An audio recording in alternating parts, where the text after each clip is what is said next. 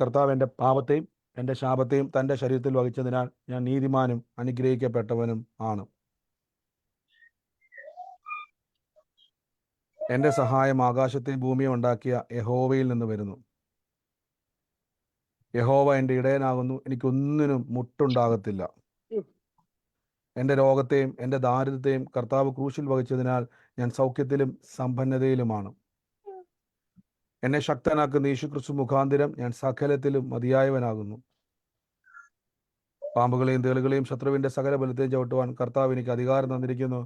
ഒന്നും ഒരിക്കലും ഒരു ദോഷവും എനിക്ക് വരുത്തുകയില്ല. ഭൂലോകത്തിൻ്റെ അറ്റത്തോളം പോയി സകല സൃഷ്ടിയോടും സുവിശേഷം പ്രസംഗിപ്പാനും രോഗികളെ ഇന്ന് സൗഖ്യമാക്കുവാനും ഭൂതങ്ങളെ പുറത്താക്കുവാനും അത്ഭുതങ്ങളും അടയാളങ്ങളും എന്നിലൂടെ വരുവാൻ കർത്താവ് എന്നെ അഭിഷേകം ചെയ്തിരിക്കുന്നു. എന്നോട് ഏറ്റു പറഞ്ഞവരെല്ലാം ആമേൻ പറഞ്ഞാട്ടെ.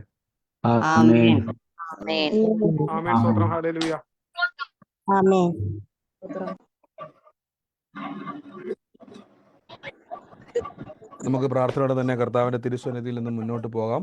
വലിയ കാര്യങ്ങളെ കർത്താവ് നമ്മുടെ നടുവിൽ ചെയ്യും. ഞാൻ എപ്പോഴും പറയുന്നത് പോലെ എനിക്ക് വളരെ സന്തോഷത്തോടെയും വളരെ എന്താ പറയുന്നത് ഇതിൽ ശുശ്രൂഷിക്കാനാണ് ഞാൻ ആഗ്രഹിക്കുന്നത്. അപ്പം നിങ്ങൾ വളരെ ശ്രദ്ധിക്കണ കാര്യം, നമ്മുടെ ഇടയിൽ കർത്താവ് സംസാരിക്കുന്നുവെന്നും ദൈവം നമ്മുടെ ഇടയിൽ പ്രവർത്തിക്കുന്നു അനുഭവിച്ചവർ വിശ്വസിക്കുന്നവർ മാത്രം ആമേൻ പറഞ്ഞേ.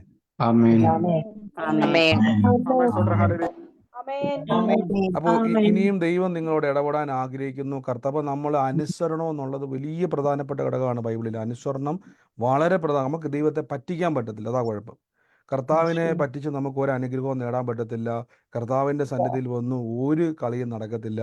നമ്മൾ കർത്താവിൻ്റെ സന്നിധിയിൽ ദൈവം പറയുന്ന കാര്യങ്ങളെ അംഗീകരിച്ച് കർത്താവിൻ്റെ സന്നിധിയിൽ വളരെ സീരിയസ് ആയിട്ട് നിൽക്കുന്നു. അല്ലാത്ത പക്ഷം നമുക്ക് ഒരിക്കലും ദൈവിക നന്മ പ്രാപിക്കാൻ പറ്റത്തില്ല. ഇവിടെ പിണങ്ങിയാലും കുഴപ്പമില്ല, നിങ്ങൾ ഒരിക്കലും നശിച്ചു പോകാതിരിക്കാൻ വേണ്ടി ഞാൻ പറയുന്നത്. കാര്യം നിങ്ങൾക്ക് അത് ആ ഒരു അനുസരണം ലഭിച്ചില്ലെങ്കിൽ നമ്മൾ ഓർക്കുന്നത്, കർത്താവേ നീ എന്നെ അനുഗ്രഹിക്കുന്നില്ല, നീ എന്നെ കേൾക്കുന്നില്ല പറഞ്ഞിട്ട് ഒരു കാര്യമില്ല. ദൈവം റെഡിയാണ് എപ്പോഴും. നമ്മുടെ മനോഭാവം ചേഞ്ച് ചെയ്യണം. അതുകൊണ്ട് പ്രാർത്ഥനയോടെ തന്നെ പോവാം. ഞാൻ പിന്നെയും പറഞ്ഞതുപോലെ ഞാൻ ഇനി ഇവിടുന്ന് മ്യൂട്ട് ചെയ്യത്തില്ല. എല്ലാവരും ശ്രദ്ധയോടെ കേൾക്കുക. കർത്താവ് നമ്മളെ അനുഗ്രഹിക്കുമാറാകട്ടെ. കഴിഞ്ഞ ദിവസം കേട്ട വചനം ആർക്കെങ്കിലും ഓർമ്മയുണ്ടോ? ആമേൻ. എത്ര പേര് ഇന്ന് വചനങ്ങളെ ഏറ്റു പറഞ്ഞു? എല്ലാ ദിവസവും ഏറ്റു പറയുന്ന ആരൊക്കെയുണ്ട്? നിങ്ങൾ പറയുക മാത്രമല്ല, നിങ്ങൾ നിങ്ങളെ തന്നെ ഒന്ന് പരിശോധിക്കണം. നിങ്ങളുടെ മാറ്റങ്ങളെ പരിശോധിക്കണം, നിങ്ങളുടെ ശരീരത്തിൽ പരിശോധിക്കണം, നിങ്ങളുടെ ജീവിതത്തിൽ. നമ്മൾ അങ്ങനെയാണല്ലോ, മരുന്ന് കഴിച്ചാൽ നമ്മൾ ചെക്ക് ചെയ്യുമല്ലോ, നമ്മുടെ ബോഡിയിൽ ഉണ്ടാകുന്ന നമ്മുടെ ജീവിതത്തിൽ ഉണ്ടാകുന്ന മാറ്റത്തെ നമ്മൾ ചെക്ക് ചെയ്യണം. വെറുതെ മരുന്ന് കഴിക്കുമല്ല, നമ്മൾ അത് ചെക്ക് ചെയ്യുന്നത് പോലെ കർത്താവിൻ്റെ നാമത്തിൽ ഈ ദിവസങ്ങളിൽ ചെക്ക് ചെയ്യണം. കർത്താവ് നമുക്ക് വേണ്ടി അത് ചെയ്യും. ഇന്നലെ കേട്ട വചനം ആർക്കെങ്കിലും ഓർമ്മയുണ്ടോ? ഹൃദയം തകർന്നവർക്ക് യഹോവ സമീപസ്ഥൻ, മനസ്സ് തകർന്നവരെ അവനെ രക്ഷിക്കും. ആമേൻ. ഒത്തിരി ആൾക്കാരുടെ ജീവിതത്തിൽ കർത്താവ് ഈ ദിവസങ്ങളിൽ സാക്ഷ്യങ്ങളിലൂടെയൊക്കെയും അതിനുശേഷം കണ്ടവരുമൊക്കെയും സാക്ഷ്യങ്ങളിലൂടെയൊക്കെയും പറയുന്നത് കേൾക്കാൻ സാധിച്ചു. അവരുടെ ഹൃദയത്തിൽ അവരുടെ ഭാരങ്ങൾ വിട്ടൊഴിഞ്ഞു. കുറേ നാളുകളായിട്ട് അവർ ചുമന്നു നടന്ന മനപ്രയാസങ്ങൾ കർത്താവ് അത് മാറ്റിയെന്ന് പറയാൻ തക്കവണ്ണം. നമ്മൾ ഈ മ്യൂട്ട് മാറ്റാത്തവരെ പോലെ തന്നെ ചില ആൾക്കാരുണ്ട്. ഈ സമയത്ത് കറക്റ്റ് സമയം നോക്കി വിളിക്കുന്നവരുണ്ട്. ഞാൻ ഇപ്പോൾ അതുകൊണ്ട് നിങ്ങൾക്ക് അറിയാൻ പറ്റും. കോള് വരുമ്പോൾ തന്നെ ഒരു സെക്കൻഡ് ഒന്ന് മ്യൂട്ട് ചെയ്തോട്ടെ.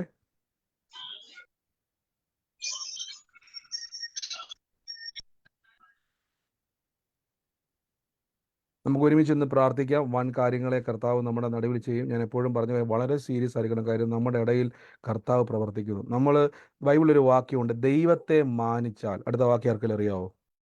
ദൈവം മാനിക്കും. അപ്പൊ അത് വളരെ സീരിയസ് ആയിട്ട് നമ്മൾ കർത്താവിന്റെ ഒരു സ്വഭാവമാണ് അവിടെ പറഞ്ഞിരിക്കുന്നത്. ദൈവത്തെ മാനിച്ചു. അതുകൂടെ പറഞ്ഞ്, ദൈവത്തെ മാനിച്ച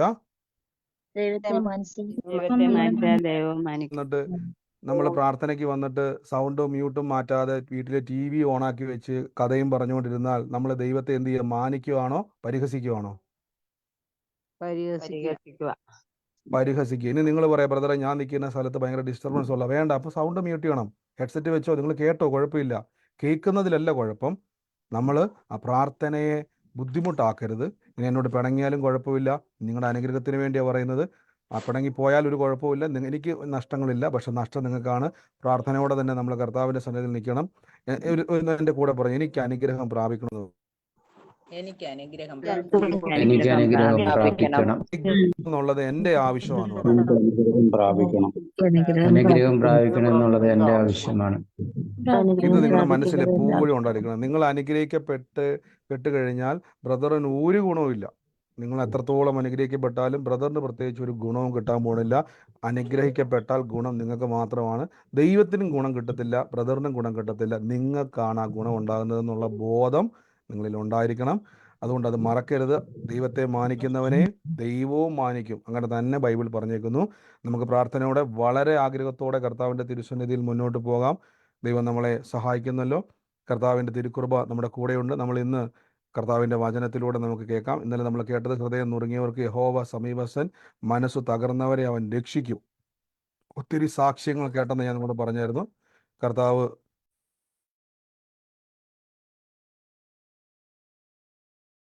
മനസ്സ് തകർന്നവരെ അവൻ രക്ഷിക്കുമെന്ന് വചനത്തിൽ നമ്മൾ കേട്ടു.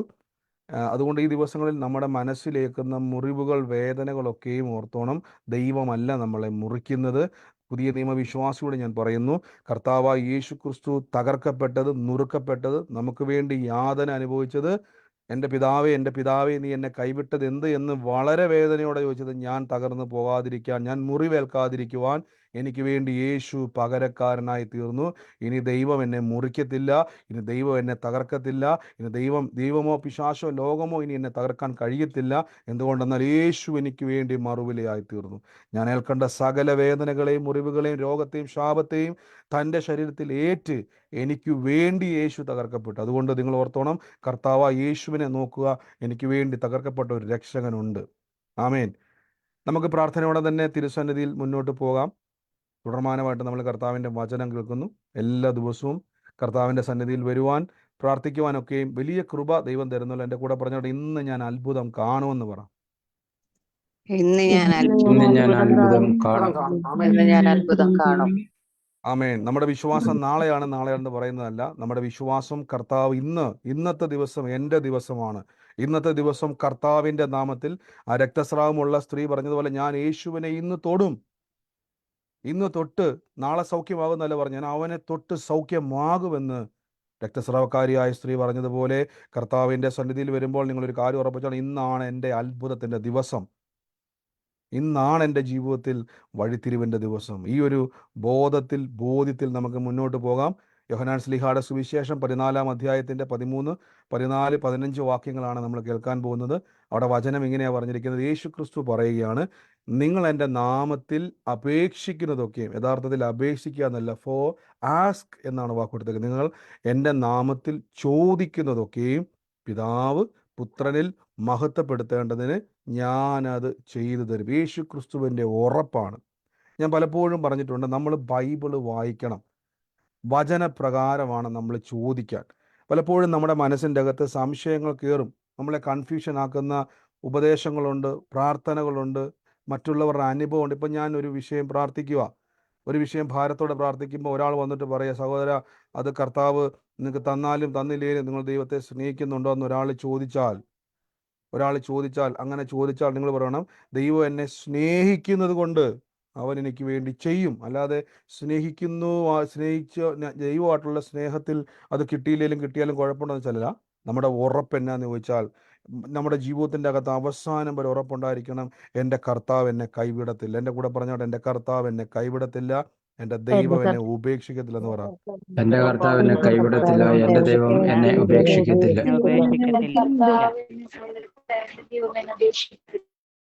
ആമേൻ. നമ്മുടെ ഉള്ളിൽ ആ ഒരു ഉറപ്പ്, അതിനെ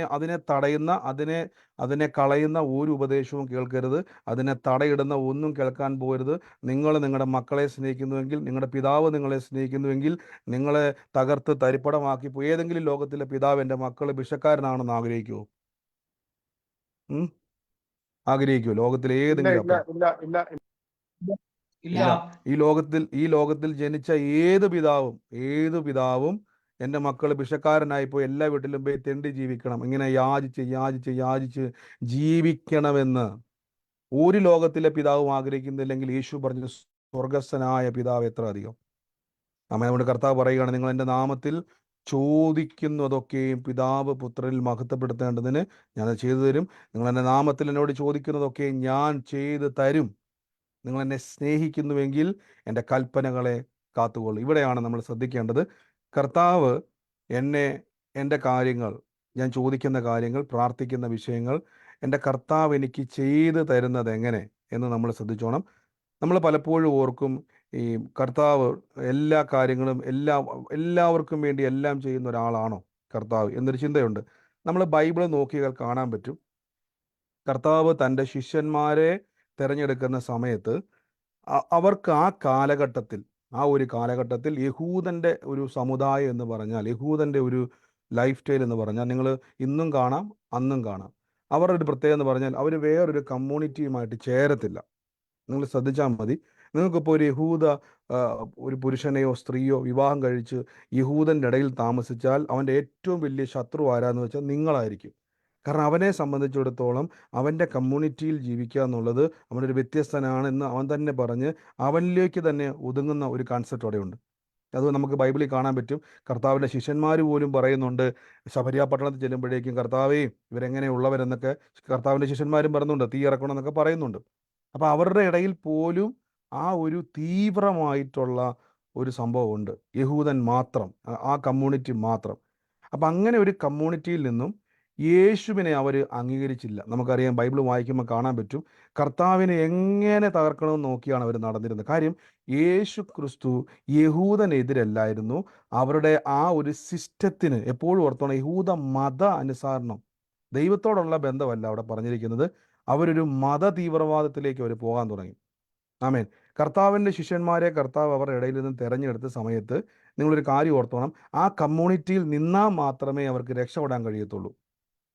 ആ ഒരു കമ്മ്യൂണിറ്റി ഉണ്ടെങ്കിൽ, ഇപ്പം നിങ്ങളിപ്പോൾ ഒരു സ്ഥലത്ത് ചെന്നു, നിങ്ങൾക്ക് എന്താ പറയുന്നത്, നിങ്ങൾ ഇതുവരെ കേൾക്കാത്ത ഒരു ലാംഗ്വേജ്, ഒരു ഭാഷ ഉപയോഗിക്കുന്ന ഒരു ആൾക്കാർ, ആയിരക്കണക്കിന് ആൾക്കാരുടെ ഇടയിൽ നിങ്ങൾ അവിടെ ചെന്നു. നമ്മൾ ആദ്യം അന്വേഷിക്കുന്നത് ആരെയായിരിക്കും? നിങ്ങൾ ചെല്ലുമ്പോൾ മലയാളികളുണ്ടോ? കറക്റ്റ്. നമ്മൾ ആദ്യം അന്വേഷിക്കുന്നത് ഈ ആയിരക്കണക്കിന് അന്യഭാഷ സംസാരിക്കുന്ന ആൾക്കാരുടെ ഇടയിൽ എൻ്റെ ലാംഗ്വേജ് സംസാരിക്കുന്ന, മലയാളം സംസാരിക്കുന്ന ആരെങ്കിലും ഉണ്ടോ? അഥവാ അങ്ങനെ കണ്ടെത്തിയാൽ നമ്മൾ ഏറ്റവും കൂടുതൽ നടക്കുന്നത് ആരുടെ കൂടെ ആയിരിക്കും? അവരുടെ കൂടെ. കാരണം നമുക്കറിയാം അവിടെ നമ്മൾ ഒറ്റപ്പെട്ടു പോകും. അല്ലെങ്കിൽ ഈ ആയിരക്കണക്കിന് ഭാഷ അറിയാത്ത ആൾക്കാരുടെ ഇടയിൽ എനിക്ക് അവരുടെ ലാംഗ്വേജ് അറിയത്തില്ല, അപ്പോൾ എനിക്ക് ആകെ ആശ്രയം മലയാളം പറയുന്ന ഈ 4, 5, 10 പേരാ.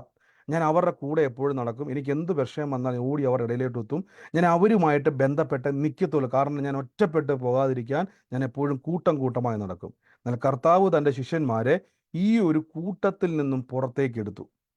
ഒന്ന് ആലോചിച്ച് നോക്കണം.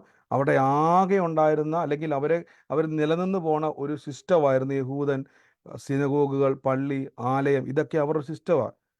മറ്റ് ആൾക്കാരെ പോലെ ഇവർക്ക് എല്ലാ വീട്ടിലും ചെല്ലാൻ കഴിയത്തില്ല, എല്ലാവരുമായിട്ട് ബന്ധപ്പെടാൻ പറ്റത്തില്ല. ഒരു വിഷയം വന്നാൽ ഇവർക്ക് ഈ ഒരു കമ്മ്യൂണിറ്റി അല്ലാതെ വേറെ ഒന്നുമില്ല. അപ്പോൾ ഇതിൽ നിന്നും കർത്താവ് തൻ്റെ ശിഷ്യന്മാരെ വിളിച്ചു. അതുകൊണ്ടാണ് പത്രോസ്ലീഹ പറഞ്ഞൊരു വാക്കുണ്ട്, കർത്താവെ ഞാൻ എല്ലാം വിട്ടേച്ച് ഞങ്ങൾ നിൻ്റെ പുറകെ വന്നു. അപ്പം നമ്മൾ ഓർക്കുന്നതെന്ന് വെച്ച് കഴിഞ്ഞാൽ ഈ വള്ളവും വലയുടെ കാര്യമാണ് പത്രോസ്ലീഹ പറയുന്നതാണ്. വള്ളവും വലയും നാളെ പിന്നെയും മേടിക്കാം, അല്ലേ? പത്രോസ്ലീഹയ്ക്ക് ഒരു വള്ളം മേടിക്കാനോ അല്ലെങ്കിൽ ഒരു വല മേടിക്കാനോ അത് കളഞ്ഞൊന്നുമില്ല അദ്ദേഹം, അത് പിന്നീട് എടുത്തുകൊണ്ട് വരുന്നുണ്ടല്ലോ. അപ്പോൾ വേണമെങ്കിൽ അദ്ദേഹത്തിന് വാടകയ്ക്ക് എടുക്കാം. പക്ഷേ യഥാർത്ഥത്തിൽ പത്രോസ്ലീഹ അവിടെ ഉപയോഗിക്കുന്നത് എല്ലാം കളഞ്ഞിട്ട്, എല്ലാം ഉപേക്ഷിച്ചിട്ട് ഞാൻ നിൻ്റെ പുറകെ വന്നെന്ന് പറഞ്ഞാൽ അതിൻ്റെ അർത്ഥം ഇനി എന്നെ തിരിച്ച് എൻ്റെ കമ്മ്യൂണിറ്റിയിൽ കേട്ടത്തില്ല, എന്നെ ഒറ്റപ്പെടുത്തും. കർത്താവായ യേശുവിനെ അവർ ക്രൂശിക്കാൻ തയ്യാറായെങ്കിൽ ശിഷ്യന്മാരുടെ അവസ്ഥ ഒന്ന് ആലോചിച്ച് നോക്കി.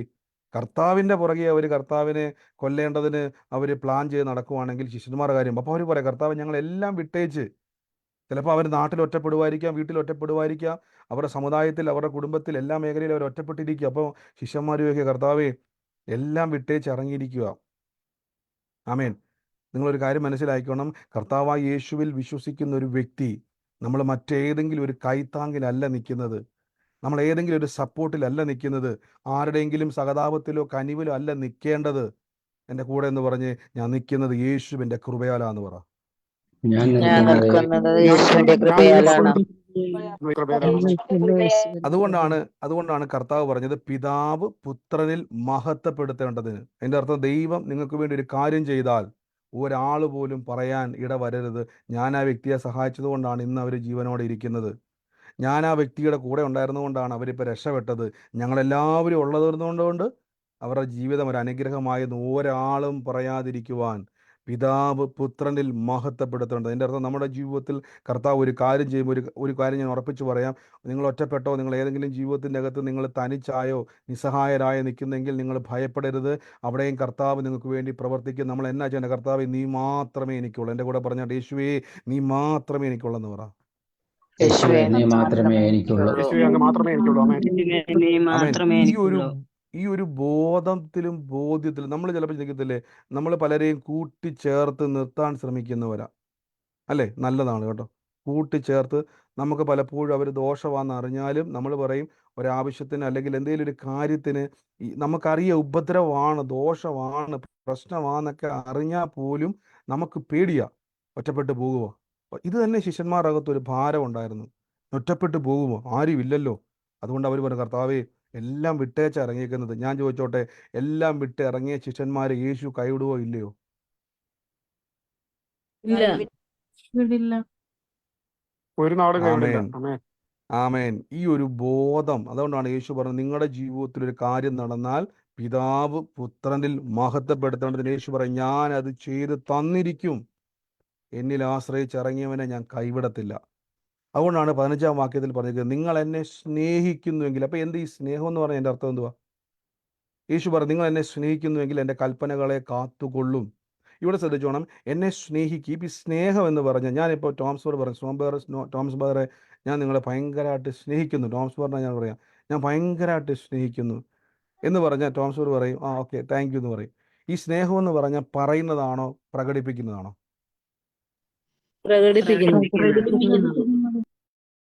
എല്ലാ ദിവസവും ഞാൻ നിന്നെ സ്നേഹിക്കുന്നു നിങ്ങളോട് നിങ്ങളുടെ വീട്ടുകാരും മക്കളോ അപ്പനോ അല്ലെങ്കിൽ അമ്മയോ സഹോദരങ്ങളോ വന്ന് പറഞ്ഞുകൊണ്ടിരുന്നത് നിങ്ങൾ പറയും, ഇതല്ലേ വല്ല പ്രശ്നമുണ്ടോ എന്ന് ചോദിക്കും, അല്ലേ? കാരണം നിങ്ങൾ പറഞ്ഞു, അപ്പം നമ്മൾ എടുത്തു വയ്ക്കരുത്, സ്നേഹിക്കുന്നുണ്ടെങ്കിൽ അത് പ്രവർത്തിച്ച് കാണിക്കണം. ഇവിടെ യേശു പറയും, നിങ്ങൾ എന്നെ സ്നേഹിക്കുന്നുവെങ്കിൽ എൻ്റെ കൽപ്പനകളെ കാത്തുകൊള്ളും. കർത്താവിൻ്റെ നാമത്തിൽ ഇറങ്ങുന്ന സമയത്ത് നമ്മളൊരു കാര്യം ഓർത്തോണം, യേശുവെ അങ്ങേ ഞാൻ സ്നേഹിക്കുന്നെന്ന് പറയുന്നവരല്ല, അങ്ങേ ആശ്രയിച്ച്. അപ്പം സ്നേഹം എന്ന് പറഞ്ഞാൽ യേശുവിലുള്ള ആശ്രയം, സ്നേഹബന്ധം. സ്നേഹിക്കുന്നവരുടെ ഒരു ബന്ധമുണ്ട്, അല്ലേ? ഒരു ട്രസ്റ്റ് ഉണ്ട് അല്ലേ? അങ്ങോട്ടും ഇങ്ങോട്ടും പരസ്പരം ഒരു ട്രസ്റ്റ് ഉണ്ട്. അപ്പം സ്നേഹിക്കുന്നവർക്ക് മാത്രമേ ആ ട്രസ്റ്റ് കാണാൻ പറ്റത്തുള്ളൂ, അല്ലേ? ഇപ്പം ഞാൻ നിങ്ങളെ സ്നേഹിക്കുന്നു. ഇപ്പം ഞാൻ ഓർക്കുന്നുണ്ട്, ഞാൻ ഇപ്പോഴും ഓർക്കുന്നു, ഒരു രാത്രിയിൽ ഒരാളുടെ കൂടെ യാത്ര ചെയ്യേണ്ട ഒരു അവസ്ഥ എനിക്കുണ്ടായി. ഞാൻ പരിചയമില്ലാത്തൊരു സ്ഥലമായിരുന്നു, എന്നാൽ വളരെ റിസ്ക് ഉള്ളൊരു സ്ഥലമാണ്. അപ്പോൾ ആ വ്യക്തി എന്നോട് പറഞ്ഞ്, സാരമില്ല, പേടിക്കൊന്നും വേണ്ട. അത് എനിക്ക് ഞാൻ ഇരിക്കുന്ന അറ്റ്മോസ്ഫിയർ എനിക്ക് ഭയപ്പെടുത്തുന്ന അന്തരീക്ഷമാണെങ്കിലും ആ പാതിരാത്രിയിലെ കാർ യാത്രയിൽ എൻ്റെ ബലമെന്ന് ചോദിച്ചാൽ, ഞാൻ ഈ മനുഷ്യനെ ട്രസ്റ്റ് ചെയ്യുന്നു. ഇയാൾ എന്നെ ഈ പാതിരാത്രിയിൽ, ഈ ഊടുവഴികളിൽ, ഈ ഏത് നിമിഷവും അപകടം പതിയിരിക്കുന്ന ഈ സ്ഥലത്ത് ഇയാൾ എന്നെ കൊണ്ടുപോയി ഒന്നും തകർക്കത്തില്ല എന്ന് ഞാൻ അയാളെ ട്രസ്റ്റ് ചെയ്യുന്നു. അതിൻ്റെ കാരണം ഞാൻ ആ വ്യക്തിയെ സ്നേഹിക്കുന്നു. ആമേൻ. സ്നേഹത്തിൻ്റെ ആഴം വർദ്ധിക്കും തോറും ആശ്രയം, ഈ ട്രസ്റ്റ് എന്നുള്ളത് പിന്നെയും വർദ്ധിക്കും. ആമേൻ. നമ്മൾ പലപ്പോഴും നമ്മൾക്ക് ഒത്തിരി സുഹൃത്തുക്കളുണ്ടല്ലേ? എന്നാൽ നമ്മുടെ എല്ലാ സുഹൃത്തുക്കളെ നമ്മൾ ഒരേപോലെ വിശ്വസിക്കുമോ? അങ്ങനെ വല്ലതും ഉണ്ടോ? എല്ലാ സുഹൃത്തുക്കളെയും നിങ്ങൾക്കൊരു പ്രശ്നം വന്നാൽ പെട്ടെന്ന് നിങ്ങൾ എല്ലാവരെയും വിളിച്ച് കാര്യങ്ങൾ പറയുമോ? ഇല്ല. ഇല്ല. നമ്മൾ ട്രസ്റ്റ് ചെയ്യുന്ന ആൾക്കാരുണ്ടല്ലേ? കാര്യം 10 സുഹൃത്തുക്കളുണ്ടെങ്കിൽ, അപ്പം നിങ്ങളോട് ചോദിക്കുക, ബ്രദർ ഇത്രയും സുഹൃത്തുക്കളുണ്ടെങ്കിട്ട് പിന്നെ ഈ 10 പേരെന്നെ വിളിച്ച് പറയാത്തത്, ആ 10 പേരിൽ നമ്മൾ ട്രസ്റ്റ് ചെയ്യുന്ന ഒരാളുണ്ട്. അതിൻ്റെ അർത്ഥം എന്ന് പറഞ്ഞാൽ ആ 10 പേരിൽ അവരെക്കാൾ അധികം സ്നേഹിക്കുന്ന ഒരാൾ ആ കൂട്ടത്തിലുണ്ട്, നമ്മളെ മനസ്സിലാക്കുന്ന ഒരാൾ. ആമേൻ. അതുകൊണ്ടാണ് ഞാൻ പലപ്പോഴും പറഞ്ഞത്, നമുക്കൊരു വിഷമം ഉണ്ടായാൽ, എൻ്റെ യേശുവേ നീ മാത്രമേ എനിക്കുള്ളൂ, എൻ്റെ കർത്താവേ എനിക്കറിയാം എൻ്റെ ദൈവം എന്നെ കൈവിടത്തില്ലെന്ന്. നമ്മൾ ദൈവത്തോട് സംസാരിക്കണം, ദൈവത്തിന് അത് ഇഷ്ടമാണ്. നമ്മുടെ ആവശ്യങ്ങൾ യേശു പറഞ്ഞു കേട്ടില്ലേ, നിങ്ങൾ എൻ്റെ നാമത്തിൽ ചോദിക്കുന്നതൊക്കെ. അപേക്ഷിക്കുക എന്നുള്ളത് മലയാളത്തിൽ ട്രാൻസ്ലേഷൻ്റെ കുഴപ്പമാണ്. അപേക്ഷിക്കുക എന്നുള്ളത് കേൾക്കുമ്പോൾ നമ്മുടെ മനസ്സിൽ മൊത്തവും ഈ യാചനയുടെ ഒരു മനോഭാവം കയറും. അപ്പോൾ നമ്മൾ എന്ത് ചെയ്യും? കർത്താവേ കർത്താവേ കർത്താവേ, ഒരു യാചകൻ്റെ മനോഭാവത്തിലേക്ക് വരും. ഫോർ ആസ്ക് എന്ന വാക്ക്, ചോദിക്കുക എന്ന് പറയുമ്പോൾ അവിടെ സ്നേഹബന്ധത്തിൻ്റെ ഒരു ആഴം കാണിക്കുക, അല്ലേ? നിങ്ങളുടെ സുഹൃത്തിനോട് നിങ്ങൾ അപേക്ഷിക്കുവാണോ ചോദിക്കുവാണോ ചെയ്യുന്നത്? ചോദിക്കും. ചോദിക്കും. നിങ്ങളൊരു ഓഫീസിൽ പോയിട്ട് നിങ്ങൾ അപേക്ഷിക്കുകയാണോ ചോദിക്കുകയാണോ ചെയ്യുന്നത്? അപേക്ഷിക്കുക. അപേക്ഷിക്കുക. വ്യത്യാസം മനസ്സിലായോ? അപ്പോൾ ഒരു സ്നേഹബന്ധമുള്ള ഒരു സുഹൃത്തിനോട് നാം ചോദിക്കുകയും ഒരു ഓഫീസിൽ പോയിട്ട് നമ്മൾ അവിടെ പോയിട്ട് എന്ത് ചെയ്യും? ഒരു അപേക്ഷിക്കും, എനിക്ക് ആ കാര്യം ഒന്ന് ചെയ്ത് തരാൻ പറ്റുമോ? അതെന്തോ സുഹൃത്തിനോട് ചോദിക്കുന്നത് പോലെ അവിടെ ചോദിക്കാൻ കഴിയാത്തത് ബന്ധമില്ലാത്തത് കൊണ്ടാണ്. ആമേൻ. യേശുവായിട്ടുള്ള എൻ്റെ ബന്ധം എന്നാ? എനിക്ക് വേണ്ടി തന്നെത്താൻ ഏൽപ്പിച്ചു കൊടുത്ത് ഭൂമിയിൽ എനിക്ക് വേണ്ടി മരിക്കുവാൻ തയ്യാറായി ഇത്ര വലിയ സ്നേഹബന്ധം ലോകത്തിൽ എവിടെയാണ് ഉള്ളത്? ബൈബിൾ പറയുന്നു, ശത്രുക്കളായിരിക്കുമ്പോൾ തന്നെ പുത്രന്റെ മരണത്താൽ ദൈവത്തോട് നിരപ്പിച്ചുവെങ്കിൽ നിരന്ന ശേഷം നാം അവൻ്റെ ജീവനിൽ എത്ര അധികമായി രക്ഷിക്കപ്പെടും. ആമേൻ. അപ്പം ഇത് വലിയൊരു മർമ്മമാണ് ഇവിടെ കർത്താവ് പറഞ്ഞിരിക്കുന്നത്. നമ്മൾ ദൈവത്തോട് ചോദിക്കണം. നമ്മളെപ്പോഴും പലപ്പോഴും ബന്ധത്തിൻ്റെ അകത്താണ് ഇവിടെ നിൽക്കുന്നത്. നമ്മൾ ആദ്യം മനസ്സിലാക്കണം, ഞാനും എൻ്റെ കർത്താവ് തമ്മിലുള്ള ബന്ധം സ്നേഹബന്ധമാണ്. എൻ്റെ കൂടെ പറഞ്ഞാട്ടെ, സ്നേഹബന്ധമാണെന്ന് പറ. സ്നേഹബന്ധമാണ്. സ്നേഹബന്ധമാണ്. ആമേൻ. അപ്പോൾ ഇവിടെ മനസ്സിലായിക്കോണം, ആ സ്നേഹബന്ധത്തിൽ ഒരു പ്രത്യേകത ഉണ്ട്. യേശുവിനേക്കാൾ വലുതായിട്ട് ഒന്നിനെ നിങ്ങൾ സ്നേഹിക്കരുത്, അതിൻ്റെ അർത്ഥം. അതല്ല യേശുവിൻ്റെ താഴെയാണ്. എൻ്റെ ബ്രദറെ അങ്ങനെയൊന്നും പറ്റത്തില്ല ബ്രദറെ, എനിക്ക് പ്രാർത്ഥനയൊക്കെ വരണമെന്നുണ്ട്, പക്ഷേ അവിടെ വിഷയം, ഇവിടെ വിഷയം, അവിടെ വിഷയം. ഞാൻ എപ്പോഴും പറയുന്ന കാര്യമുണ്ട്, നാളെ നമ്മൾ ജീവിക്കണമെന്ന് തീരുമാനിക്കുന്ന ആളാണ് കർത്താവ്. കർത്താവിനേക്കാൾ വലിയ ഒരു മനുഷ്യനെയും ഭയപ്പെടരുത്. ചിലർ അങ്ങനെ പറയും, ബ്രദറെ എനിക്ക് ആഗ്രഹമുണ്ട് ബ്രദറെ, പക്ഷേ അവരൊക്കെ എന്നെ വിചാരിക്കും, അവർ എന്നെ അങ്ങോട്ട് പരിഹസിക്കും, അവരെന്നെ കളിയാക്കും. നാളെ നിങ്ങൾക്ക് എന്തെങ്കിലും സംഭവിച്ചു കഴിഞ്ഞാൽ ആദ്യം നിങ്ങളെപ്പറ്റി പറയുന്ന അവരായിരിക്കും. കഴിഞ്ഞ ദിവസം ഞാനൊരു വ്യക്തിയെപ്പറ്റി പറഞ്ഞപ്പോൾ ഒരാൾ പറഞ്ഞതുപോലെ, അല്ലെങ്കിലും ഭയങ്കര സ്നേഹിക്കുന്ന ആൾ പറയും, അല്ലെങ്കിലും നിനക്ക് കഥയെ വരത്തുള്ളൂ. നമ്മളെപ്പോഴും ഓർത്തോണം, യേശു ക്രിസ്തു മാത്രമാണ് എന്നെ അങ്ങോട്ടൊന്നും കൊടുത്തിട്ട് തിരിച്ച് സ്നേഹിക്കാത്ത ഒരാൾ. ലോകത്തിൽ ഏത് സ്നേഹം എടുത്ത് നോക്കിയോ, പ്രതീക്ഷിക്കുന്ന സ്നേഹങ്ങളാണ്. ചിലപ്പോൾ പറയാറില്ല, നിങ്ങളുടെ കുടുംബത്തിൽ പോലും പറയാം, ഇതൊക്കെ ഞാൻ പ്രതീക്ഷിക്കുന്നുണ്ട് എന്ന് കുടുംബത്തിലുള്ള ആൾക്കാർ പോലും ചിലപ്പോൾ പറയാറില്ലേ? അവർ ഫോർമാലിറ്റിക്ക് പറയുന്നതായിരിക്കും. ഞാനും ചിലതൊക്കെ പ്രതീക്ഷിക്കുന്നുണ്ട് എന്ന് ചിലപ്പോൾ പറയാറില്ല, സ്നേഹത്തിൽ നിന്ന് പറയുന്നതായിരിക്കും. പക്ഷേ യേശു ഒരിക്കലും പറയും, എന്നിൽ നിന്നും ഒന്നും പ്രതീക്ഷിച്ചിട്ടല്ല കർത്താവ് എന്നെ സ്നേഹിക്കുന്നത്. അങ്ങനെയാണെങ്കിൽ കാൽവരി ക്രൂശിൽ യേശു മരിക്കുന്ന സമയത്ത് ബൈബിൾ പറയുന്നു, പാപികളും ശത്രുക്കളുമായിരുന്നു നമുക്ക് വേണ്ടി യേശു മരിച്ചു. സുഹൃത്തുക്കൾക്ക് വേണ്ടിയല്ല, ശത്രുക്കളായി നമുക്ക് വേണ്ടി മരിച്ചു. അപ്പം ഈ ദിവസങ്ങളിൽ ധൈര്യത്തോടെ എൻ്റെ പിതാവ്, എൻ്റെ എനിക്ക് ഈ വിഷയത്തിൽ ഞാൻ ഒത്തിരി ഭാരപ്പെടുന്നു, എനിക്ക് കർത്താവല്ലാതെ വേറൊരു ആശ്രയമില്ലപ്പാ, അങ്ങനെ പറയുക മാത്രമല്ല, അതുകൊണ്ട് യേശു പറഞ്ഞത് ആ കൽപ്പനകളെ കാത്തുകൊള്ളണം. ഈ കൽപ്പന എന്ന് പറയുമ്പോൾ തന്നെ, പുതിയ നിയമത്തിലെ കൽപ്പന എന്ന് പറഞ്ഞാൽ നിങ്ങൾ ഓർക്കുന്ന പോലെ കഠിനമല്ല, സ്നേഹമാണ് കൽപ്പന. ഈ സ്നേഹം എന്ന് പറയുമ്പോൾ പെട്ടെന്ന് നമ്മുടെ മനസ്സിലേക്ക് വരുന്നത്, ഞാൻ ആ ഒരു റിലേഷൻ എപ്പോഴും മനസ്സിലാക്കണം. നമ്മളെപ്പോഴും ദൈവസന്നിധിയിൽ പരാതി അല്ല, എപ്പോഴും എനിക്ക് അത് കിട്ടിയില്ല, ഇത് കിട്ടിയില്ല. എപ്പോഴേലും കർത്താവേ, ഞാൻ എങ്ങനെ എത്രത്തോളം എനിക്ക് വേണ്ടി സ്നേഹിക്കുന്ന യേശുവേ. നമ്മൾ ദൈവമായിട്ടൊരു കമ്മ്യൂണിക്കേഷൻ ഇട്ടോ. നിങ്ങൾ എപ്പോഴും ചിന്തിച്ചിട്ടുണ്ടോ, നമുക്ക് നമ്മുടെ വിഷയങ്ങൾ മാറാൻ വേണ്ടി നല്ലതാണ്, നമ്മുടെ ലൈഫ് ചേഞ്ച്, നമ്മുടെ ജോലി വിഷയം, ഇതെല്ലാം നമ്മൾ പെട്ടെന്ന് ദൈവസന്നിധിയിൽ പോയി പറയും. അത് നമ്മൾ ഭയങ്കര സ്ട്രഗിൾ ചെയ്ത് പ്രാർത്ഥിക്കും, കരഞ്ഞുകൊണ്ടൊക്കെ പ്രാർത്ഥിക്കും. ഇന്നേ വരെ ചോദിച്ചിട്ടുണ്ട്, കർത്താവേ, ദൈവസന്നിധിയിൽ പോരുന്നുണ്ട്, യേശുവേ അങ്ങനെ എത്രത്തോളം കർത്താവ് എന്നെ സ്നേഹിക്കുന്നപ്പാ. കാരണം ഈ ലോകത്തിൽ ഒരു വ്യക്തി പോലും എനിക്ക് വേണ്ടി ക്രൂശിക്കപ്പെടാൻ തയ്യാറല്ല. ഒരു വ്യക്തി പോലും എനിക്ക് വേണ്ടി ഈ എനിക്ക് വേണ്ടി ഈ ഒരു നല്ല വാക്ക് പറയാൻ ലോകത്തിൽ ആരുമില്ല. പിന്നെയല്ലേ കർത്താവ് എനിക്ക് വേണ്ടി മരിക്കാൻ, എന്നെ ഒന്ന് കൈത്താങ്ങാൻ ഈ ലോകത്തിൽ ഒരു പരിധിക്കപ്പുറം ആരുമില്ല. പക്ഷെ എൻ്റെ യേശുവേ, അങ്ങ് എനിക്ക് വേണ്ടിയാണല്ലോ ജീവിക്കുന്നത് എന്നൊക്കെ പറയുന്നത് കർത്താവിന് ഭയങ്കര ഇഷ്ടമാണ്. പക്ഷെ നമ്മൾ പലപ്പോഴും ദൈവസന്നിധിയിൽ പോയിട്ട് ഏറ്റവും കൂടുതൽ പരാതികളാണ് പറയുന്നത്. കർത്താവിന് വിഷമമൊന്നുമില്ല, പക്ഷെ കർത്താവ് ആഗ്രഹിക്കുന്നത്, എന്നോട് ചോദിക്കുമ്പോൾ ഞാനത് ചെയ്ത് തരും. എങ്ങനെയാണെന്നറിയാവോ? പിതാവ് പുത്രനിൽ മഹത്വപ്പെടേണ്ടത്, ദൈവമഹത്വം വെളിപ്പെടണം. ഒരാൾ പോലും പറയരുത്, അവൾ രക്ഷപ്പെട്ടത്, അവൻ രക്ഷപ്പെട്ടത്, ഇയാൾ രക്ഷപ്പെട്ടത് എൻ്റെ സഹായം. നിങ്ങൾ അതിനെ ഇടവരുത്തരുത്. അതുകൊണ്ട് നിങ്ങൾ ഉയർത്തിപ്പിടിക്കണം. എവിടെ ചെന്നാലും പറയണം, എൻ്റെ യേശു എന്നെ സഹായിക്കുമെന്ന് പറഞ്ഞ് പഠിക്കണം.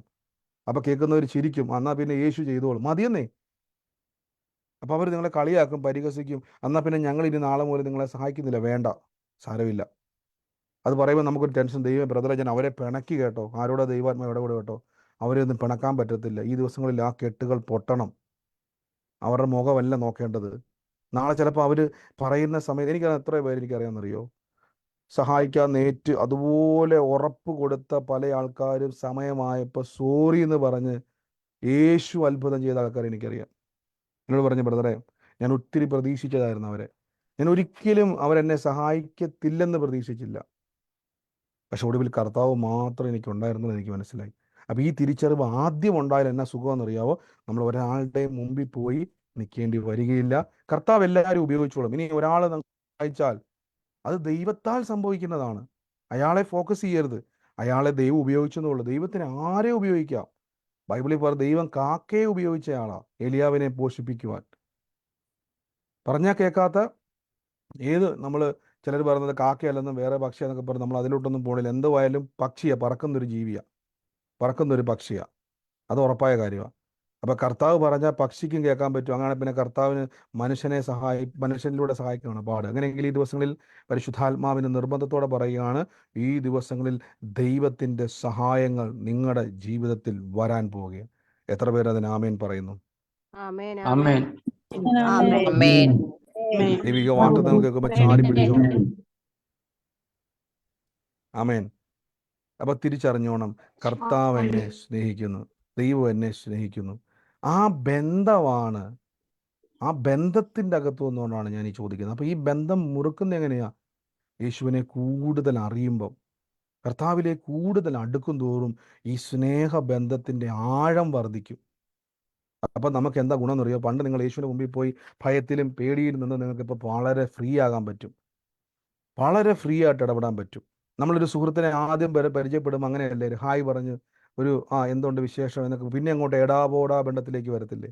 നമ്മൾ ആദ്യം പരിചയപ്പെടുമ്പോൾ എന്താ പേര്, പിന്നെ നമ്മൾ പേര് വിളിക്കും. പിന്നെ ബന്ധത്തിൻ്റെ ആഴം കൂടും തോറും അതങ്ങോട്ടും ഇങ്ങോട്ടും ഒരു വലിയൊരു റിലേഷനായി മാറുന്നത് പോലെ കർത്താവിൻ്റെ നാമത്തിൽ നമ്മുടെ ബന്ധം, സ്നേഹബന്ധം വലിയൊരു റിലേഷനാക്കി പരിശുദ്ധാത്മാവ് മാറ്റും. നമുക്ക് ഒരുമിച്ച് ഇന്ന് പ്രാർത്ഥിക്കാം. ഒരുമിച്ച് കർത്താവിൻ്റെ സന്നിധിയിൽ പ്രാർത്ഥിക്കാം. എല്ലാവരും ഈ നിമിഷം എൻ്റെ കൂടെ ഒന്ന് പ്രാർത്ഥിച്ച്, യേശു നിങ്ങളുടെ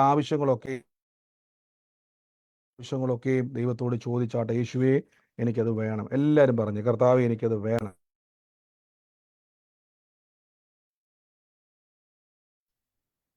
എല്ലാവരും പ്രാർത്ഥിച്ചു, യേശുവേ, അങ്ങനെ എത്രത്തോളം ഞാൻ പറഞ്ഞു, യേശുവിൻ്റെ സ്നേഹത്തിൻ്റെ ആഴം, ആ ആഴം ഞാൻ പറഞ്ഞില്ല, പലപ്പോഴും നമ്മുടെ ഒരു കൈ മുറിയുമ്പം നമ്മൾ എത്രത്തോളം വേദന കൊണ്ട് പൊളയുവോ, അതിനേക്കാൾ വേദന കൊണ്ട് യേശു ക്രൂശിൽ പൊളഞ്ഞതും വേദനിച്ചതും എനിക്ക് വേണ്ടിയാന്ന് ഓർക്കുമ്പോഴാണ് എൻ്റെ ധൈര്യം. കർത്താവേ, ഞാൻ എന്തുള്ളൂ? മനുഷ്യൻ എന്നെപ്പറ്റി പറയുന്നു ഞാൻ ഒന്നിനും കൊള്ളാത്തവനാണ്. മനുഷ്യൻ എന്നെപ്പറ്റി പറയുന്നു ഞാൻ അഹങ്കാരിയാണ്. മനുഷ്യൻ എന്നെപ്പറ്റി പറയുന്നു നിനക്കൊന്നിനും ഒരു ഗുണമില്ലെന്ന്. പക്ഷേ ഈ എനിക്ക് വേണ്ടിയാണല്ലോ യേശുവേ അങ്ങ് ക്രൂശിൽ മരിച്ചത്. അതുകൊണ്ടപ്പാ, എൻ്റെ കർത്താവേ, ഞാൻ അങ്ങയെ സ്നേഹിക്കുന്നു, അങ്ങ് എന്നെ സ്നേഹിക്കുന്നു. ആ സ്നേഹത്തിൻ്റെ ബന്ധമാണ്. അതുകൊണ്ടാണ് ശിഷ്യന്മാർ പറഞ്ഞത്, കർത്താവേ, ഞങ്ങൾ സകലതും വിട്ടേച്ച് നിൻ്റെ പുറകെ വന്നിരിക്കുക. എൻ്റെ അർത്ഥമെന്ന് പറഞ്ഞാൽ, ഇനി ഞങ്ങളെ ചിലപ്പോൾ അവർ അംഗീകരിക്കത്തില്ല, അവർ ഞങ്ങളെ കളിയാക്കും, പരിഹസിക്കും, തല്ലാൻ വരെ സാധ്യതയുണ്ട്. ഞങ്ങൾക്കൊരാവശ്യം വന്നാൽ ചിലപ്പോൾ ചോദിക്കാൻ ചെന്ന് കഴിഞ്ഞാൽ അവർ പറയും, എന്തിനാ പിന്നെ നീ യേശുവിൻ്റെ പുറകെ പോയി? നമുക്ക് ഒന്നാം തരം വലിയ കമ്മ്യൂണിറ്റി ഉണ്ടായിരുന്നല്ലോ, യഹൂദൻ്റെ ഒന്നാം തരം സിനഗോഗുകളും പള്ളികളും ആലയങ്ങളും ഉണ്ടായിരുന്നല്ലോ, യേശുവിൻ്റെ പുറകെ പോയിട്ടല്ലേ നിനക്ക് ഈ ഗതി വന്നത്? ചിലപ്പോൾ അവർ പറയാൻ സാധ്യത. ഇതൊക്കെ ചിലപ്പം ശിഷ്യന്മാരുടെ മനസ്സിൽ ആദ്യം വന്നിട്ട് അവർ പറഞ്ഞു കാണും, കർത്താവേ, സകലതും വിട്ടേച്ച് നിൻ്റെ പുറകെ വരിക. യേശു പറഞ്ഞൊരു വാക്കുണ്ട്, ഞാൻ നിമിത്തം എന്ത് നിനക്ക് വന്നാലും പൂർണ്ണ ഉത്തരവാദിത്തം എനിക്കാണ്, പൂർണ്ണ ഉത്തരവാദിത്തം എനിക്ക്. നീ പേടിക്കണ്ട, ഞാൻ നിന്നെ കൈവിടത്തില്ല, ഞാൻ നിന്നെ ഉപേക്ഷിക്കത്തില്ല. നമ്മളെപ്പോഴും പറയുന്ന വചനമല്ലേ ഇത്? ദൈവത്തിൻ്റെ ഉറപ്പാണ്, ഇത് സ്നേഹബന്ധത്തിൽ ഉണ്ടാകുന്ന ഉറപ്പാണ്. അതുകൊണ്ടാണ് ഞാൻ പറഞ്ഞത്, നമ്മൾ കർത്താവിൻ്റെ സന്നിധി വരുമ്പം എപ്പോഴും നിങ്ങൾ യേശുവിനെ ഉയർത്തണം. മറ്റുള്ള പറയണം, ഞാനൊരു കർത്താവിൽ വിശ്വസിക്കുന്ന ആളാണ്, ദൈവം എനിക്ക് വേണ്ടി ചെയ്യുമെന്ന് ധൈര്യത്തോടെ പറയണം. ചിലപ്പോൾ നിങ്ങളെ സഹായിക്കുന്നു, ചിലപ്പം എന്നാൽ ഇന്ന് പോലും ഞാൻ നിന്നെ സഹായിക്കുന്നത് അവൻ നിർത്തിയാൽ ആയിരക്കണക്കിന് വഴി ദൈവം തുറക്കും. കാര്യം ദൈവനാമം മഹത്വപ്പെടണം. നാളെ നിങ്ങൾക്കൊരു അത്ഭുതം നടന്നു കഴിയുമ്പോഴേക്കും ഒരു മനുഷ്യനും പറയരുത്, കണ്ടോ ഞാനില്ലായിരുന്നെ കാണായിരുന്നു എന്ന് പറയരുത്. യേശു പറയുകയാണ്, എന്നോട് ചോദിക്കുന്നതൊക്കെയും പിതാവ് പുത്രനിൽ മഹത്വപ്പെടുത്തേണ്ടതിന് ഞാനത് ചെയ്ത് തരും. എൻ്റെ കൂടെ പറഞ്ഞാട്ടെ, കർത്താവ് എനിക്കത് തരും. പറഞ്ഞാട്ടെ, കർത്താവ് എനിക്കത് തരും. ആമേൻ.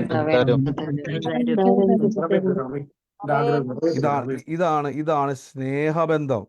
ഞാൻ അതുകൊണ്ടാണ് പറഞ്ഞത്, നമ്മുടെ ഒരു സുഹൃത്തിനോട് നമ്മൾ ഒരു കാര്യം ചോദിക്കുമ്പം 10 സുഹൃത്തുക്കളുണ്ടെങ്കിൽ 10 പേരോട് നമ്മൾ ചോദിക്കുമോ?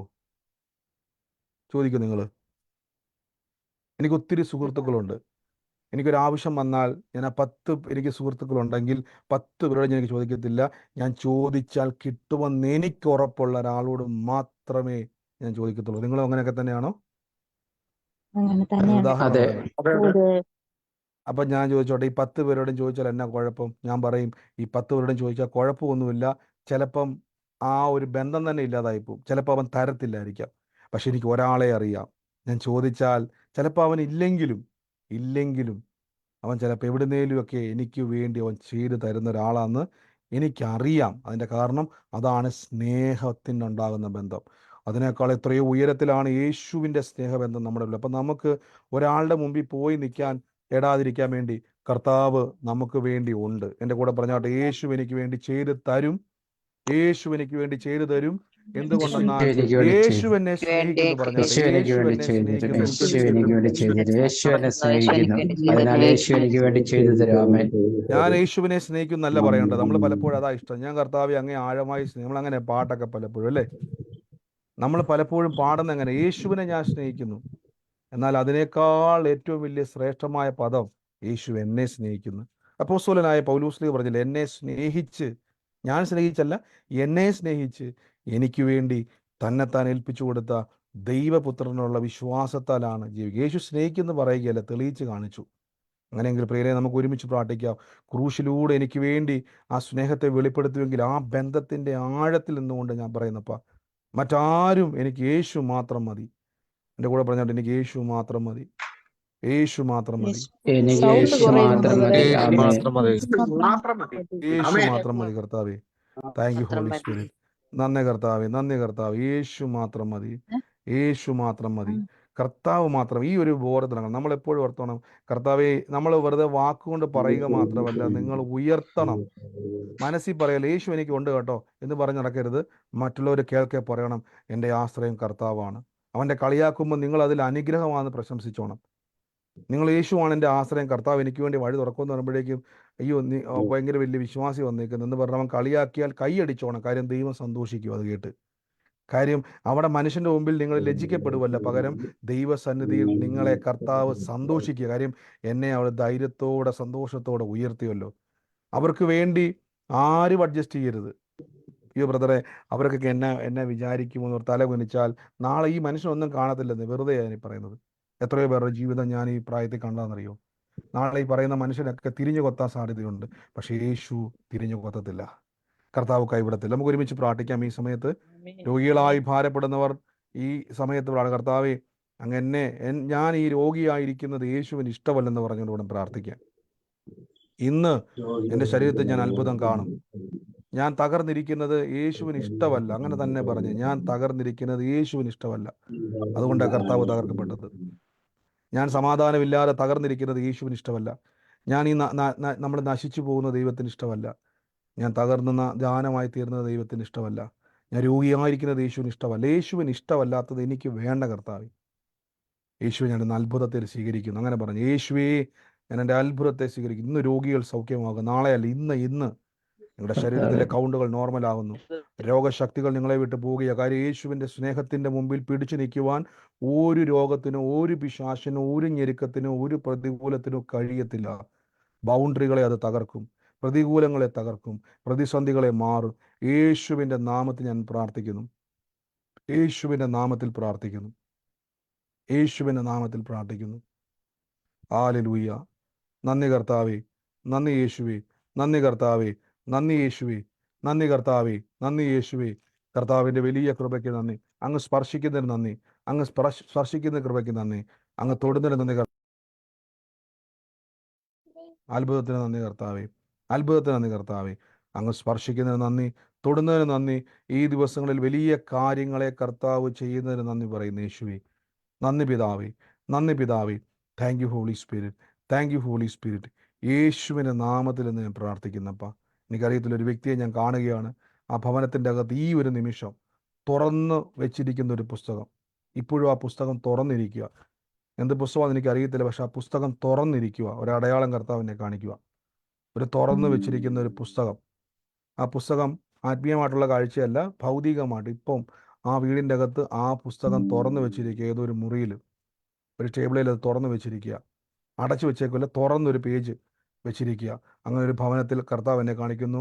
വലിയൊരു ദൈവിക സമാധാനം അടയാളം പോലെ കർത്താവ് വെളിപ്പെടുത്താൻ പോവുക. പ്രാർത്ഥിച്ചെന്ന് ഞങ്ങൾ അനുഗ്രഹിക്കുന്ന യേശുവേ, അങ്ങ് ആ കുടുംബത്തെ സ്പർശിക്കുന്നല്ലോ, അങ്ങ് ആ കുടുംബത്തെ സ്പർശിക്കുന്നല്ലോ. ഞങ്ങളൊന്ന് അനുഗ്രഹിച്ച് പ്രാർത്ഥിക്കുന്ന യേശുവേ, അങ്ങ് അത്ഭുതത്തിൻ്റെ ദൈവമാണ്. ഞങ്ങൾ ഇന്ന് കാണും, ഇന്ന് കാണും, ഇപ്പോൾ കാണുന്നു, യേശുവിൻ്റെ നാമത്തിൽ തന്നെ. ആമേൻ. ആമേൻ. സ്തോത്രം. ഹല്ലേലൂയ. ആമേൻ. ആമേൻ. സ്തോത്രം. ഹല്ലേലൂയ. ആമേൻ. സ്തോത്രം. സ്തോത്രം. ആമേൻ. നന്ദി കർത്താവേ. നമുക്ക് ഒരുമിച്ച് പ്രാർത്ഥനയോടെ തന്നെ ദൈവസന്നിധിയിൽ മുന്നോട്ട് പോകാം. ഇന്ന് ഈ സമയത്ത് ആർക്കെങ്കിലും സാക്ഷ്യങ്ങൾ പറയാനുണ്ടെങ്കിൽ അതിനുള്ള സമയമാണ്. ഉള്ളവരാരെങ്കിലും ഉണ്ടെങ്കിൽ പറഞ്ഞാട്ടെ.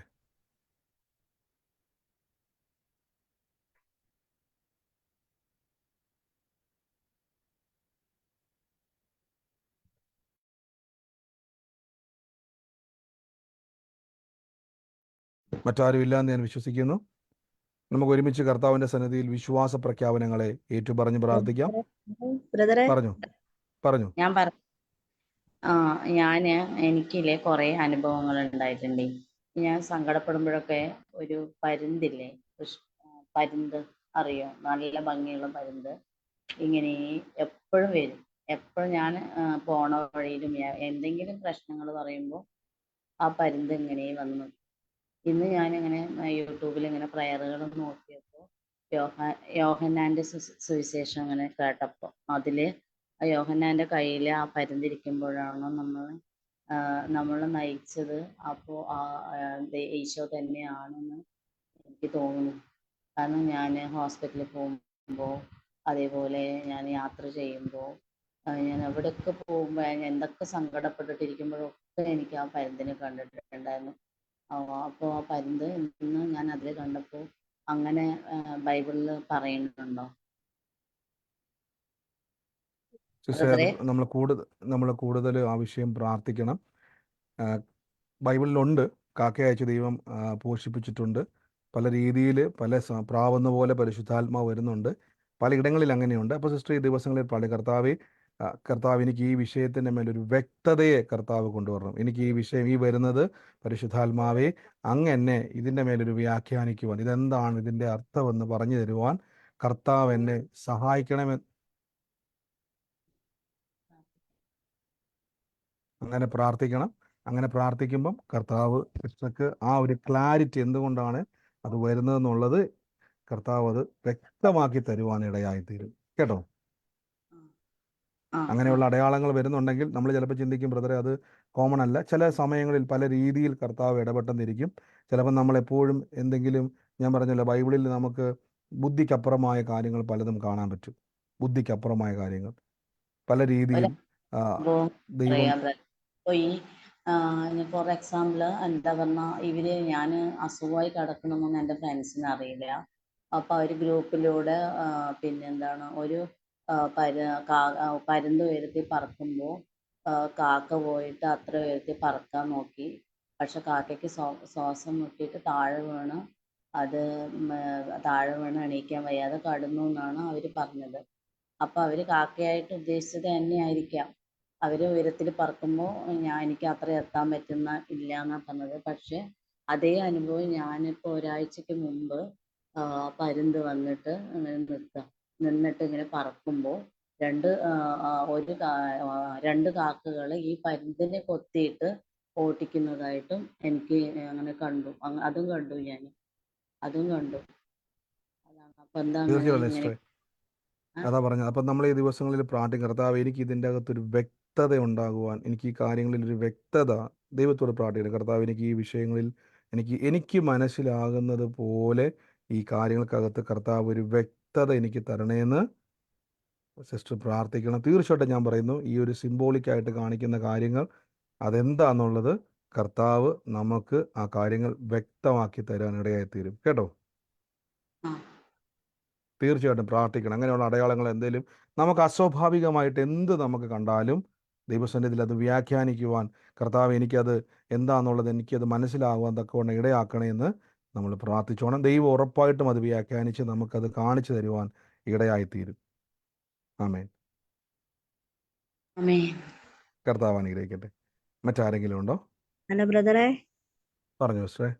ആ 2 ദിവസത്തെ വചനം എനിക്ക് ഭയങ്കര ഒരു അനുഗ്രഹമായിരുന്നു. എനിക്ക് ജോലിയൊന്നും ചെയ്യരുതെന്നാണല്ലോ ഡോക്ടർ പറഞ്ഞിരുന്നത്. അപ്പൊ ഇന്നലെയൊക്കെ ഇന്ന് രാവിലെയൊക്കെ എഴുന്നേറ്റ് എന്റെ ആരോഗ്യം എന്റെ അവകാശമാണ്. ഈ വചനങ്ങളും ഹൃദയം തുറന്നത് യഹോവ സമീപസ്ഥൻ. ഞാൻ ജോലിക്കൊന്നും പോകുന്നില്ല. അപ്പൊ ഇനി 3 മാസം കൂടെ ജോലിയൊന്നും ചെയ്യാതെ വീട്ടിൽ ഇരിക്കണമെന്നാണ് റെസ്റ്റ് എടുത്ത് ഡോക്ടർ പറഞ്ഞിരിക്കുന്നത്. പക്ഷെ എന്റെ മനസ്സ് പറഞ്ഞ ജോലിക്ക് പോക്കോ, ഒരു കുഴപ്പവും ഇല്ല. എനിക്ക് മനസ്സിന് മുഴുവൻ ധൈര്യം ഇങ്ങനെ നൽകി തരുന്നത്. അപ്പൊ ഞാൻ 2 ദിവസമായിട്ട് ജോലിയൊക്കെ ഇന്നലെ ഇന്നും ഒക്കെ ആയിട്ട് ചെറിയ ചെറിയ ജോലികളൊക്കെ ചെയ്യാൻ തുടങ്ങി. പക്ഷെ എനിക്കൊരു ബുദ്ധിമുട്ടുമായിട്ട് ഒന്നും തോന്നുന്നില്ല. എനിക്ക് നല്ലൊരു ആരോഗ്യം കിട്ടുന്ന പോലാണ് ഈ 2 ദിവസത്തെ വചനങ്ങളൊക്കെ എനിക്ക് എന്റെ മനസ്സിന് ധൈര്യം നൽകി തന്നിരിക്കുന്നത്. അപ്പൊ എനിക്ക് അടുത്ത ആമേൻ. ആഴ്ച മുതൽ ഞാൻ ജോലിക്ക് പോകാൻ ആഗ്രഹിക്കുന്നു ബ്രദറെ. എല്ലാ ദൈവമക്കളും എനിക്ക് വേണ്ടി പ്രാർത്ഥിക്കണം.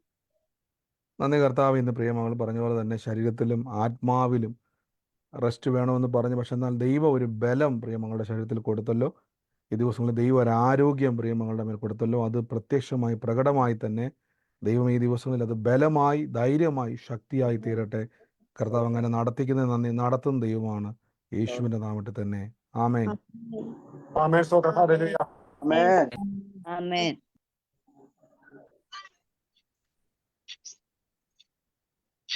മറ്റാരുമില്ല എന്ന് ഞാൻ വിശ്വസിക്കുന്നു. പറഞ്ഞു പറഞ്ഞു പറഞ്ഞു സിസ്റ്റർ പറഞ്ഞു. ബുക്ക് തുറന്നു വെച്ചിട്ട് ഇപ്പോഴും ഇരിപ്പുണ്ടെന്ന്. അതെ അതെ. ഏത് സിസ്റ്ററെ? കേട്ടില്ല. ബ്രദർ ഇപ്പം പ്രാർത്ഥിക്കുന്ന സമയത്ത് പറഞ്ഞില്ലേ, ഒരു ടെക്സ്റ്റ് തുറന്നിട്ട് ടേബിളിൽ വെച്ചിട്ടുണ്ട്, അത് തുറന്നൊരു പുസ്തകം. അതെ അതെ ബൈബിളും അതെ. വേറൊരു പുസ്തകം. ഞാന് പൗലോ കൊയ്ലോയുടെ ആൽക്കമിസ്റ്റ് എന്ന് പറയുന്ന ഒരു നോവല്, അതൊരു ജീവചരിത്രം പോലെയാണ്. അത് ഞാനിങ്ങനെ ഇടയ്ക്ക് റീഡ് ചെയ്യുന്നുണ്ട്. അപ്പൊ അതിപ്പം എന്റെ ടേബിളില്, ഡൈനിങ് ടേബിളിൽ തുറന്നിരിക്കുകയാണ്. അപ്പൊ ഞാൻ ബൈബിൾ വെച്ചോണ്ട് ഇങ്ങനെ പ്രാർത്ഥനയ്ക്ക് വേണ്ടിയിട്ട് ഇങ്ങനെ ഇരിക്കുകയാണ്. അപ്പം ബ്രദർ ഇങ്ങനെ പറഞ്ഞു, വലിയൊരു ദൈവികമായൊരു സമാധാനം എന്റെ കുടുംബത്തിൽ നിറയുമെന്ന്. അപ്പം പ്രഗ്നൻസിയുടേതായ ബുദ്ധിമുട്ടുകളുണ്ട്, ഡെലിവറി ഡേറ്റ് അടുത്തോണ്ടിരിക്കുന്നു, അതിൻ്റെതായ ബുദ്ധിമുട്ടുകളൊക്കെ ഉണ്ട്. അപ്പം ബ്രദർ പ്രാർത്ഥിക്കണം. തീർച്ചയായിട്ടും. പ്രിയ സിസ്റ്റർ പറഞ്ഞ പോലെ എല്ലാവരും ഒരു ഹല്ലേലൂയ പറഞ്ഞാട്ടെ. എല്ലാവരും ഹല്ലേലൂയ പറഞ്ഞേ. ഹല്ലേലൂയ. ഹല്ലേലൂയ. സ്തോത്രം. ഹല്ലേലൂയ. യേശു പ്രിയ അനുഗ്രഹിക്കട്ടെ. ആമേൻ. സ്തോത്രം. ഹല്ലേലൂയ. ആമേൻ.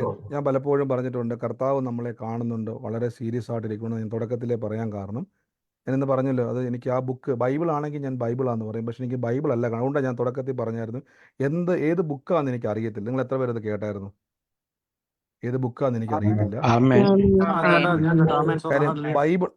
ബൈബിൾ ആണെങ്കിൽ എനിക്കറിയാം. പക്ഷെ ഇത് ബൈബിൾ അല്ല. ഒരു ബുക്ക് തുറന്നിരിക്കുവാണ് അവരുടെ മുമ്പിൽ, ഒരു ടേബിളിൽ ഇരിക്കുവാന്ന് ഞാൻ പറഞ്ഞിരുന്നു. കർത്താവ് എന്നെ കാണിച്ചിട്ട് പറയുകയാണ്, നമുക്കറിയാം പല പുസ്തകങ്ങളും ഇപ്പം നിങ്ങൾക്ക് നമ്മൾ അടച്ചു വെച്ച് നമ്മൾ സേഫായിട്ട്, പക്ഷെ ഈ സമയത്ത് അത് തുറന്ന് വെച്ചിരിക്കുകയാണ്. ഒരു ടേബിളിൽ ഇരിക്കുന്നു. ആ വചനം കേട്ടുകൊണ്ടിരിക്കുന്ന ആളുടെ വീട്ടിലാണ് സംഭവിക്കുന്നത്. കർത്താവ് വലിയൊരു സമാധാനത്തെ. അപ്പം ദൈവം എത്രത്തോളം നമ്മളെ കാണുന്നുണ്ട് എന്നതിൻ്റെ തെളിവുകളാണിത്. ദൈവം നമ്മുടെ ഇടയിൽ കർത്താവ് ഇടപെടുന്നു എന്നുള്ളതിൻ്റെ ഏറ്റവും വലിയ കാര്യങ്ങളാണ്. പ്രേസ്റ്റർ പറഞ്ഞ പോലെ ആ കുടുംബത്തിൻ്റെ അകത്ത് വലിയൊരു സമാധാനത്തെ ഈ സമാധാനം ദൈവം കൊടുക്കുക എന്ന് പറയുന്ന അർത്ഥം എന്തെന്നറിയോ? നമ്മളെ അസ്വസ്ഥതപ്പെടുത്തുന്ന വിഷയങ്ങളെ ദൈവം മാറ്റുവാണ് എന്നതിൻ്റെ അർത്ഥം. യേശുവിൻ്റെ സമാധാനവും ലോകത്തിൻ്റെ സമാധാനത്തിൻ്റെ പ്രത്യേകത പറയാം. ലോകത്തിൻ്റെ സമാധാനത്തിന് പ്രശ്നങ്ങളെ മാറ്റാൻ പറ്റത്തില്ല. അതാണ് മദ്യപിക്കുകയും മറ്റ് ലോകമോഹത്തിൽ പോകുന്ന ആൾക്കാരത്തില്ല. ബോധം കെട്ട് ഒരു സമാധാനം കിട്ടാൻ വേണ്ടി മദ്യപിക്കുന്നത്. വിഷയം മാറോ? ഇല്ല. അവൻ പറയുന്നത് കുറച്ച് നേരത്തേക്ക് ബോധം പോവും. യേശു തരുന്നത് ബോധം പോക്കലല്ല. യേശു തരുന്നത് ആ വിഷയത്തിൻ്റെ മേൽ സമാധാനം എന്ന് പറഞ്ഞാൽ ആ വിഷയം തൊടത്തില്ല നിങ്ങളെ. ആ വിഷയത്തിൻ്റെ മേൽ പൂർണ്ണ ജയം ഉണ്ടാകും എന്നതിൻ്റെ അർത്ഥം. നന്ദി കർത്താവ്. ഇന്ന് പ്രിയമകളിൽ ഏറ്റെടുത്തല്ലോ ദൈവിക ആലോചന. ധൈര്യത്തോടെ അത് വന്ന് പറഞ്ഞല്ലോ കർത്താവ്. ആലോചന ഏറ്റെടുത്ത് പ്രിയമകളുടെ ജീവിതത്തിൽ ഇന്നൊക്കെ പറഞ്ഞതുപോലെ ദൈവിക സമാധാനം മാനിഫെസ്റ്റ് ചെയ്യുന്ന കൃപയ്ക്ക് നന്ദി. ഇപ്പോൾ മുതൽ അത് സംഭവിച്ചതിന് നന്ദി. അത് റിലീസ് ചെയ്യുന്നു യേശുവിൻ്റെ നാമത്തിൽ തന്നെ. ആമേൻ. ആമേൻ. സ്തോത്രം. ഹല്ലേലൂയ. ആമേൻ. ആമേൻ. കർത്താവ് നമ്മളെ അനുഗ്രഹിക്കുമാറാകട്ടെ. മറ്റാരുമില്ല എന്ന് ഞാൻ വിശ്വസിക്കുന്നു. നമുക്ക് ഒരുമിച്ച് കർത്താവിൻ്റെ തിരുസന്നിധിയിൽ വിശ്വാസ പ്രഖ്യാപനങ്ങളെ ഏറ്റുപറഞ്ഞ് പ്രാർത്ഥിക്കാം. സൗണ്ടുകളെ മ്യൂട്ട് ചെയ്താട്ടെ. ദൈവം നിങ്ങൾക്ക് ചെയ്ത സാക്ഷ്യങ്ങൾക്കും ആരോഗ്യത്തിനും ദർശനങ്ങൾക്കുമായി ദൈവത്തെ നന്ദി പറയുന്നു. കൂടുതൽ കർത്താവുമായിട്ട് കൂടുതലൊന്ന് അടുത്ത് നോക്കി ഞാൻ ഉറപ്പിച്ചു പറയുന്നു, ലോകം പിശാച് പഠിപ്പിക്കും കഷ്ടത തരുമെന്ന്. എന്നാൽ വചനം പഠിപ്പിക്കുന്നു, എന്നോട് പറ്റിയിരിക്കുകയാൽ ഞാൻ നിന്നെ വിടുവിക്കും, എന്നോട് ചേർന്ന് നിന്നാൽ ഞാൻ നിന്നെ ഉയർത്തും. അതുകൊണ്ട് ദൈവത്തോട് ചേർന്ന് നിൽക്കുക, ഫലം കായ്ക്കും. യേശു പറഞ്ഞാൽ നിങ്ങളെ തെരഞ്ഞെടുത്തത് ഫലം കായ്ക്കാനാണ്, നശിക്കാനല്ല. ചേർന്ന് നിൽക്കുക, ദൈവം വൻ കാര്യങ്ങളെ ചെയ്യും. നമുക്ക് ഒരുമിച്ച് പ്രാർത്ഥനയോടെ തന്നെ വിശ്വാസ പ്രഖ്യാനങ്ങൾ ഏറ്റു പറയാം. മ്യൂട്ട് ചെയ്താട്ടെ. നിങ്ങൾ ആയിരിക്കുന്ന സ്ഥലത്തിരുന്നുകൊണ്ട് കർത്താവ് എനിക്ക് തന്നതിനായി നന്ദി പറഞ്ഞുകൊണ്ട് നിങ്ങൾ